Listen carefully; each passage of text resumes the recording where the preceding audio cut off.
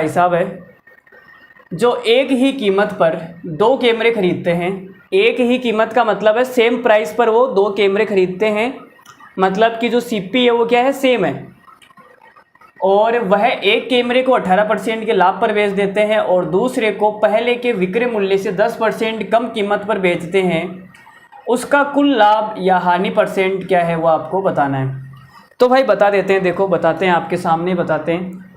तो मैंने आपसे कहा जी, दो कैमरे खरीदता है एक ही कीमत पर, तो जो सीपी है वो क्या है, सेम है। सीपी वह एक कैमरे को 18% के लाभ पर बेचता है, तो जो पहला कैमरा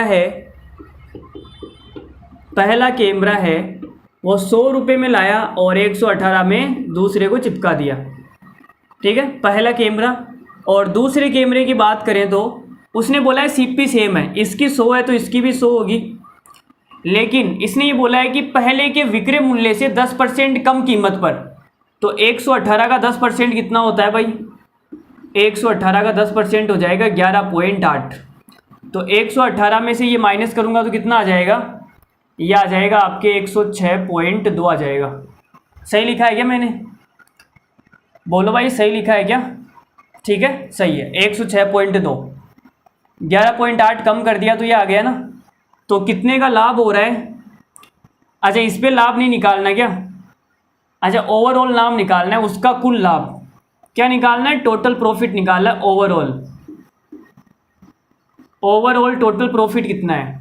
तो आप ये बोलोगे 200 रुपये का जो सामान है, यहाँ पे 100 यहाँ पे 100, 200 रुपये का जो सामान है वो इस भाई साहब ने कितने रुपए में बेच दिया, 118 में तो पहले वाला बेचा और दूसरा वाला 106.2 में, तो कितना हो जाएगा ये 224.2।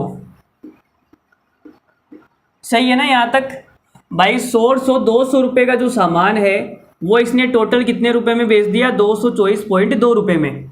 तो कितने का प्रॉफिट हो गया, या फिर आप 2 से डिवाइड कर लो इसको, चलो देख लो ना कितने रुपए का प्रॉफिट है। 24.2 रुपये का प्रॉफिट है 200 पर, तो 100 पर कितने का होगा, 2 जीरो से 2 जीरो कट जाएगी, 2 से कितनी बार कटेगा ये कट जाएगा 12.1% प्रॉफिट।